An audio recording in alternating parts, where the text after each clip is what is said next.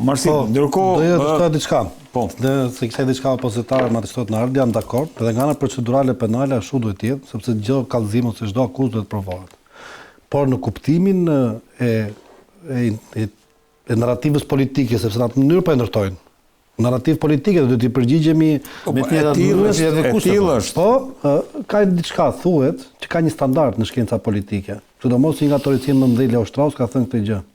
Në një vend i cili nuk ka standard drejtësie, siç ka qenë Shqipëria postkomuniste ose post-tranzicion, të qëndrosh gjatë në pushtet nuk është merit. Dhe një vend që ka sistem drejtësie të fortë dhe ligje të forta, të qëndrosh gjatë në pushtet është merit. Tash po ta aplikojmë këtë kriter në realitetin shqiptar, e jep mendoj përgjigjen për gjithë elitën politike. Dakor? Unë nuk po bëj asnjëri të fajshëm, që të kuptojmë. Pa kanë që të gjithë përgjegjësinë e tyre për gjendjen ku jemi sot. Bëhet fjalë për rreth 36 vite demokraci. Dhe akoma flasim për të njëjtën ëndër që është folur që në vitet 92-96 ëndra e Shqipërisë në Bashkimin Evropian. Po ashtu qeveria Nano, po ashtu qeveria Meta, qeveria Majko, qeveria Berisha, qeveria Rama, biles deri para pak muaj shtitej që kemi të sigurt hyrje në BE dhe zonja Marta Kos, ndërkohë tash kemi ndryshim kursi që ne jemi me Amerikën dhe BE-ja s'na pranon sepse jemi antar të Bordit të Paqes. Në këtë kontekst, ajo që dua të them është kjo që edhe sikur mos kenë përfshirje të drejtë për drejtë, këta kanë minimalisht përgjegjësi morale dhe politike për aktualitetin dhe gjendjen që është vendi sot. Dhe mënyra se si kjo faturë paguhet mbrapsht, është edhe me interesat që i kanë kundër njëri tjetrit. Unë nuk e vë ndyshim që kjo mund të jetë një akmarrje e Ramës. Ndaj ti, po të flasim në parimin real politikës, pra po heq pozicionin tim si avokat dhe po flas si thjesht analist politik këtë mes. Dhe po të flas si analist politik në sisteme siç është shteti shqiptar, dihet që politika është ajo që komandon. Jo në formën 100%, po ka segmentet e saj, ka mënyrat e saj, ka raportet e saj, sepse tek çështja e zotit Meta krijon përshtypje kjo, nuk e deshën thjesht arrestonin, deshën ta poshtronin. Po edhe këto. Dhe ky fakt po ndodh sot. Nuk është se e bëjnë thjesht për treguar, domethënë këtu ka një hakmarrje. Ka një hakmarrje. Mënyra si mbahet në burg. Bëjnë edhe politikisht. Mënyra si mbahet në burg. Flitet që i kufizojnë orarin e daljes, flitet që i kufizojnë vizitat, flitet që i kufizojnë prononcimin në media, flitet që i kufizojnë mundësinë e takimit me familjarët. Është hakmarrje Marsida apo zhbërje e asaj që përvajson Ilir Meta në kuptimin politik të fjalës, në kuptimin e faktorit politik. Në moment që trajtimi që ndodh s'është ligjor, unë mendoj që ka një mlef politik.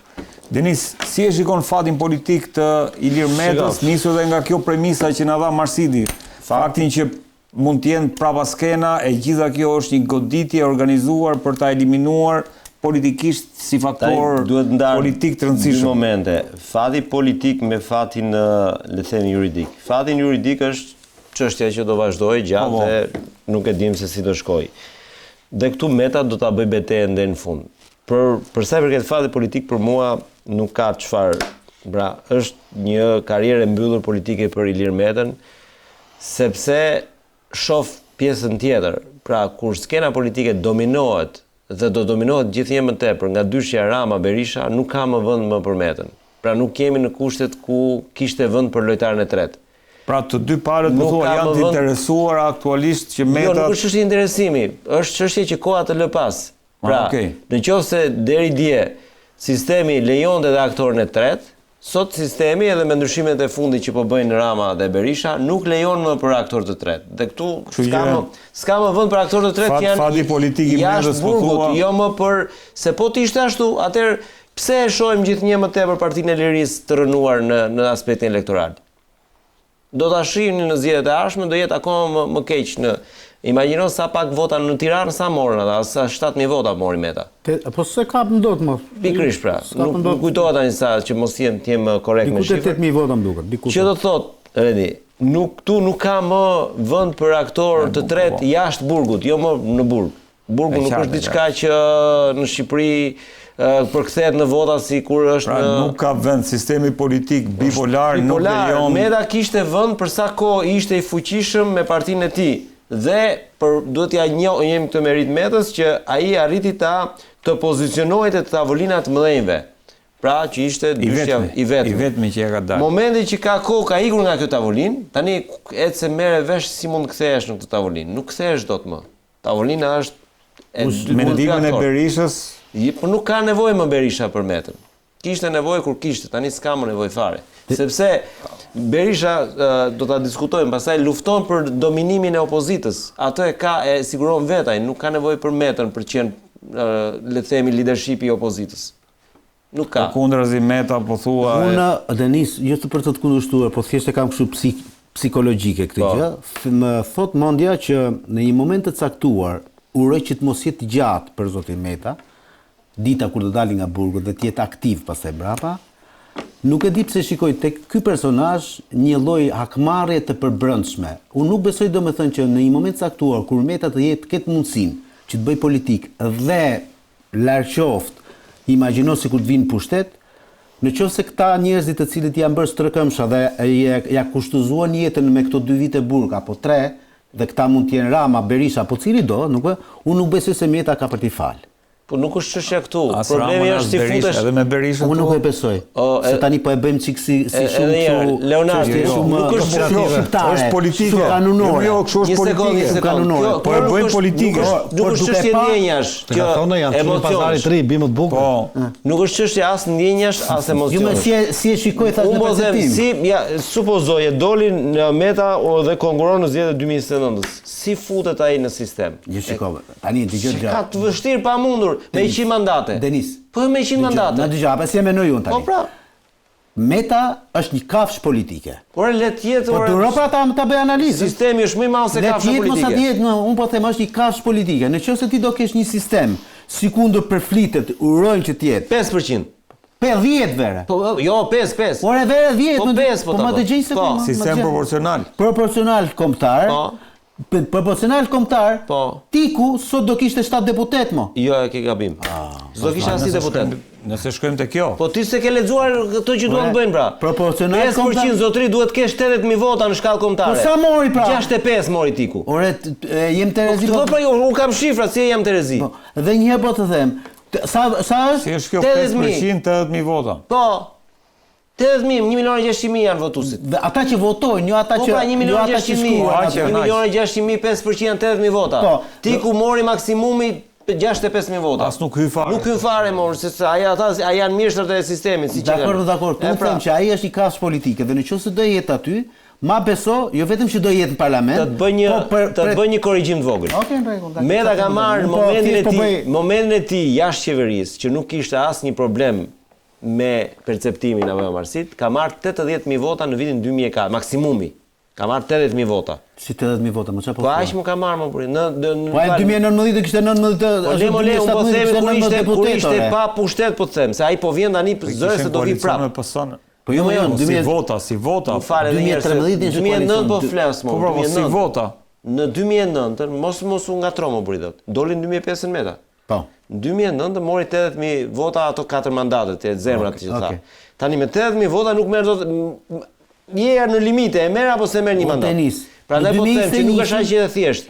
Lese janë 2021 gjithë Shqipërinë më 110.000 vota. Po ishte në pushtet më burit e Po 2021 ishte pushtet apo se na sumente? 2021 ishte president Meta, apo jo, ishte Monika Kryemallë. Po po 2021 mori 110.000. Po pra një deputet to Denisi. Pyetja ime është kjo. Batutë por tani më vazhdo. Pyetja ime është kjo. Ilir Meta doli sot nga burgu, i merr dot 80.000 vota në shkallë vendi. Po se di mos e shofo, nuk shofo Filxhanon. Po atë si e di që ky është kaq i fortë. Jo, unë do të them pra se ka parashikim, ka prognozë çdo gjë. Ore prognozë. Me gjendjen e sotme i merr dot 80.000 vota. Nato burdaniti. Pa ishte burga ajo valla. Mi ka marrë në kulmin e vet, 190.000 vota. S'merr më shumë se te mi e vendos Denisi atë muhabet. Ore unë mendoj do sistemi. Po sistemi po Denis do gjej pak avokatit. Unë nuk u nisa tek vota, unë u nisa tek perceptimi, tek karakteri i Metës. Dhe unë thash, ky njeri për mendimin tim është në vetvete ka treguar që është hakmarrës. Dhe në rast se do ndodhin që ky do i kthejë dhe një skenës politike dhe në rast se mendon që këtë e ka peshqesh këtë burgun, se burgu s'ta fal njeri më burr, harroja nga me te kokës. Sa të ketë frym. Sa të ketë frym robi, vetëm burgun s'ta fal njeri. Dakor. Ndërkohë avokat, me që jemi tek Ilir Meta, sot ka qenë edhe një gjyq për një eksponent tjetër, i cili në të njëjtën mënyrë u mor në zyrë, në mënyrë flagrante, e pa ndodhur ndonjëherë, Erion Veliaj, njeriu numër 2 i Partisë Socialiste, njeriu më i fortë pas Edi Ramës në Partinë Socialiste. Bëri kërkesën që dhe seansat e tij të bëheshin live apo të bëheshin publike. Dhe ju refuzua. Si e vlerëson çfarë ka ndodhur sot, domthonë në raport me gjykimin e Veliajt, pastaj dalim te refuzimi që gjykata bëri. Janë ajo arrestimi i zotit Veliajt dhe arrestimi i zotit Meta janë si dy pika ujë që zgjajnë fare me njëra tjetrën. Po zero, se zotit Veliaj ju hap edhe derë e makinës para se të futesh brenda. E morën si zotëri, si dhënë. Është marrë detyrë më avokat. Po pse më ku ta merrin këtë shtëpia? Ku ka ndodhur? Në çdo vend, një rast që ka ndodhur të merret në detyrë. Në çdo vend të Evropës. Flas për Tenemo po. Po mirë më te në Europë. Një herë do ndodhin këto Tenemo, apo do kishte kështu pa asnjëherë fare. Unë jam dakord, po puna është të mos e injorojmë këtë fakt se s'mund ta injorojmë faktin që është marrë në detyrë, që ka një prapavi që duhet lexuar them unë, po mbase për ty s'përbën asgjë. Çfarë ishte në detyrë ishte kryebashkiak, ë?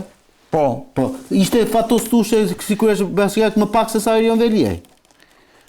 Si kryebashkiak. Jo si emër. Kryebashkiak. Ai ishte i Lushnjës, ky ishte i Tiranës. Kryebashkiak njëri, kryebashkiak tjetri. Atë avun prangat e degdisën në burg.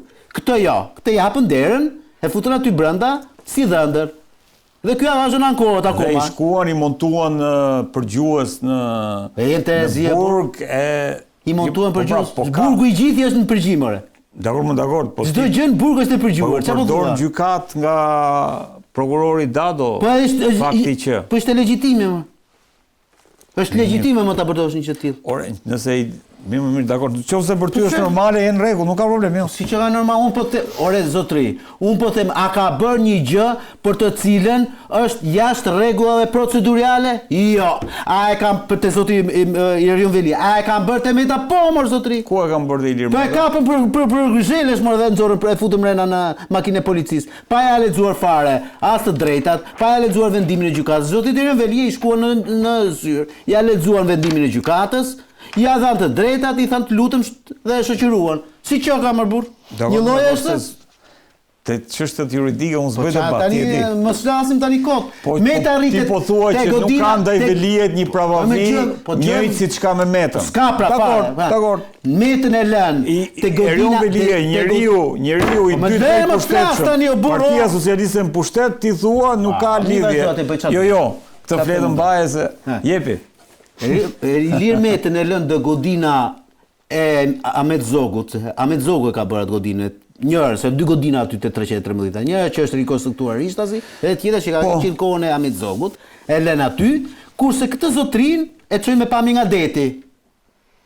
Te burgu VIP. Dhe ti ankohesh dhe ndim thua, jo, u ankova unë. 7 ditë java, 5 ditë rrinë në spitalin e burgut ky. Se kjo spital, më dhem këpak dhe koma, më dhem krye. Atë se nxirin ajrim fare. Një lloj është. Po marr. Ai vajti një në spital edhe vajti 20 fugor policie tani kontra. Ka mundsi të lutem po për krahasimin. Edhe ndaj Veliajt vjen si era komplot politik, po them unë, është vërtet apo jo. Dakor, po mos thuaj që këtu s'ka probleme. Prit, do dëgjoj. Sa ky po më tha njëri apo tjetri. Okej. Tjetri nuk e nxirin fare në ajrim. Jo, po do ta nxjerrin. Do ta nxjerrin. Tani kjo s'ka lidhje që thua. Si s'del Meta në ajrim më burri thot. Tallesh ti tani. Atë dënuar, më i than ti s'do shkruash fare as në media. Po më mos ti gjë. Media edhe këtë s'po e lën shkruaj, patjetër. Media është tjetër gjë. Po jo mos spekulos, dil nga në ajrim, ai si që nga brenda 4 muajve. Se ka thënë se thot Blushi këtë s'del në ajrim. Mund mos dali shpesh sa kërkon Meta, po jo se s'del fare. Ti ke, po jo më nuk e imagjinoj që mos dalin me ty po nuk duhet merren fare. Okej, lesh. Po të thuash që Meta s'del në ajrim është përmuar gjëja më e rëndë që mund të ndodhë një bugos. Gjikatin e institucioneve shqiptare, zotin Endri Shabani, avokatin e madh të popullit të Shqipërisë, ti e beson apo jo? Po në rregull. Jo, ai beson këtë apo ai merr për standard. Endrin ti e merr. Se kam dëgjuar që të thotë s'del Meta në ajrim. Po është me shkresë të avokatit popullit. Shkresë avokati i popullit që thotë për Ilir Metën që janë mohuar të drejtat dhe kushtet në burg. Në rregull, po jo mos thuaj që del lajrim. Tjetër gjë, mohimi Ne kanë kufizuar mortha morale në ajrimit. Dhe është e drejtë, po jo s'del lajrim. Rrejtë është diçka që ta kuptoj Denisi. Diçka quhet sistem penitenciar, quhet sistemi i trajtimit rehabilitimit. Pra mbasi dikush dënohet, Ose mohova më që ka shkelje. Ja kriteri se qëllimi i dënimit, më fal, qëllimi i dënimit. Ai tha nuk del ajrimi, e beson ti këtë që s'del s'ka dal fare. Po ky është spekulim, prandaj them më mirë thuaj po, janë mohuar drejta patjetër, unë s'e kam mohuar këtë. Po jo që thua s'del ajrim, o burrë. Jo, avokat, jo po trimte Veliaj. Në shpik si e vlerëson gjykimin e deri tanishëm, pastaj Erion Veliaj dhe avokatët e tij janë duke bërë për njerëzit nuk po bën një gjë të jashtëligjshme, por janë duke çuar procesin e tyre deri në limitet e asaj që quhet afat procedurial. Në limitet. Që do të thotë që ata po mundohen me të gjitha mënyrat që këtë çështjen e tyre ta zvarrisin. Kalojnë 3 vite që dalin nga burgu. Që dalin nga burgu për shkak të afateve të kalimit të afateve të paraburgimit. Si Zoli Dako aso kohët me 9 muaj, sepse ishte vepra penale që kishte Zoti Dako deri 9 muaj parashikonte. Kurse Zoti Velia i ka 3. Ka dhe Deli Orgji ashtu. Deli Orgji ka shumë persona. Të njëjtën gjë këta po bëjnë këtë. Nuk është limitet. Po, nuk është jo procedurale edhe një herë. Edhe unë po t'isha në vend Plarin Drecës, njëti gjë do bëja, si avokat, sepse unë do mbërë interesat e klientit tim. Është strategji juridike. Po ama për njerëzit ta dinë që ky zotria që deri dje mjaullin atje dhe thot pse nuk më shkon gjykata administrative të bëhet këtë gjë, e kërkon me ngulmë atë, kur vjen puna te procesi janë GKK, nuk e kërkon gjë të tillë. Pra ka dy standarde për të njëjtin gjykim, është i njëjti person. Erion Velia është, edhe në gjykatat administrative, edhe në GKK. Shkurt fare po shkoj kështu, thuaj në shkurt del, që ti jemi çeta ta prezant. Kur shkon tek administrative tani. Në shkurt po. Si në shkurt. 2 vite po i përkëtet se quhet një ditë dhe gjysmë, po. Po në shkurt po do deri në shkurt i kameror gjyqi atje. Sigurisht se arrin strategjinë, po them. Po që se shkon limitet. Që se shkon limit, do e arrit them unë domon gjykata, sepse edhe gjykata bën llogari më redi. Në afate ligjore, mos kujto se nuk i bën. Bëjnë e din ata sa është limiti. Se sa, mos kujto se ata nuk janë juristë, din shumë se për çfarë ndodh. Ajo që unë nuk pranoj, me çka kam lexuar se pas, sot me thënë drejtën, është nuk pranoj aprofesionalizmin e organit akuzës përkundrejt Erion Veliet. Ata ose ankarremi si peshku, sepse kalojnë limitin etik të qenurit në një sallë gjyqi. Se çfarë ka ndodhur? Por tani nuk mund t'i thuash domethënë edhe avokatit të zotit Veliaj që shiko, a mos u anko për kushtet i këtu se tuaj, domethënë kushtet GKK janë si të jenë VIP. Pra, nuk i kthehet një përgjigje e tillë. Ti duhet të jesh stoik. Prandaj pra është ky procesi edhe një po të them oret. Ky procesi prandaj nuk duhet të jetë me dy të hapura më parë. Se këta nuk din të jenë vetvetja pastaj.